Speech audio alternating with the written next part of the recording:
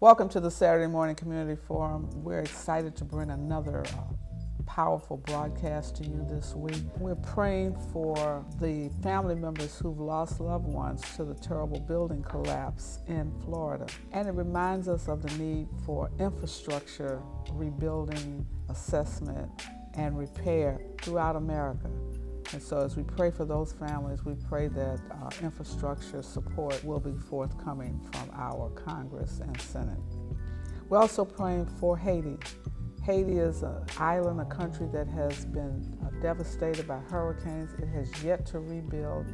And even as we speak this week, the president of Haiti was assassinated in his home. Haiti is now mourning the loss of a president and still struggling to rebuild and to repair its infrastructure. And so we're calling on the global community to give back to Haiti. Haiti has given us so much. We owe Haiti a debt. Let us all extend our support and our prayers for the citizens of Haiti. This week, our founder, Reverend Jesse Jackson, has been extremely busy. He has been hosting the international community. He hosted a meeting with the ambassador from Mali, who expressed a real strong interest in continuing to work with Reverend Jackson and Push for Excellence, as he wants to look at a stronger relationship with our education focus. And then Reverend Jackson has been recently informed that he is to receive the highest honor of a civilian presented by the French president. You're going to hear more about that. And as a matter of fact, if you register for this year's virtual convention, you will be able to join Reverend Jackson and see him receive the honor presented by the President of France. We will share this ceremony live during our virtual convention, the week of August 1st through the 6th. If you want more information, go to rainbowpush.org and you can register for the convention right now. The 4th of July weekend in America has been recorded as one of the worst and most violent weekends in the history of America, particularly in cities like New York, Chicago, and San Francisco. And Reverend Jackson has suggested that we have to have a comprehensive approach to solving the violence. It's not just more policing. It is removal of guns, stop the flow of guns into black and brown and poor communities throughout America. It requires a reinvestment in certain under-resourced communities and neighborhoods.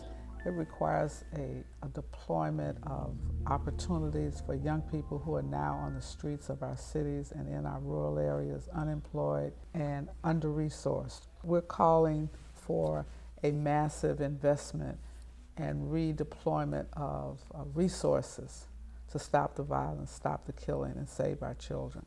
Something important is begin to embrace each other. People assume that the mayor and chief on one team can be an alderman, and there should be something that's beyond argument. So we hope they would say, some people have said already, full of violence, division, polarization. So we need better, we deserve better about leadership. We launch a new, what we call our weekly report on critical issues that we all face. We call it Push Wire, the Push Wire. On the wire, one thing that we have is a recent case decided by the United States Supreme Court that dealt a devastating blow to the Voting Rights Act. It's a case filed by the Attorney General for the state of Arizona. It has resulted in elimination of all of the protections that we find necessary in Section 5 of the Voting Rights Act.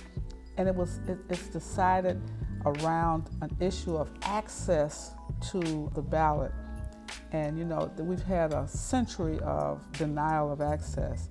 Well, the court held in this case that the Arizona law requiring voters to vote in person on Election Day, they must vote in the precinct that they are registered in, which means if my job is closer to another precinct, I could not go and vote there. That now denies people really the right access to the ballot. They said that this ballot restriction was not discriminatorily intended to move against black and brown people. This is what the court is saying. The court also ruled that the size of the impact was so marginal it didn't make any difference. What we're saying, The court was wrong. The United States Supreme Court was wrong. There's a balance of power. We want the United States Senate and House to pass the voting rights bill. We need federal voting rights legislation, because now every state will look at Arizona and say, I want to be like Arizona. It's like, I want to be like Mikey. I want to be like Arizona, and do what they've done. 3 justices dissented in this opinion, but the majority opinion carried. They said Section 5 was not valid in this case, and therefore you're going to see states across the country trying to follow this Arizona case.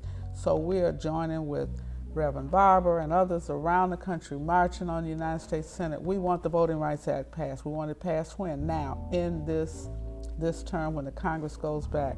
So we're asking you to call your United States senators. Tell them we want them to support the Voting Rights Amendment, the full amendment.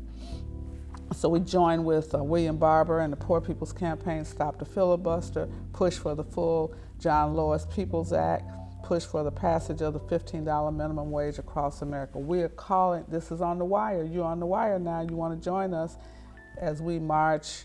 We're going to do a national call to every U.S. Senator. July 12th, call your senators this week. Call your United States Senator tomorrow. Call your U.S. Senators.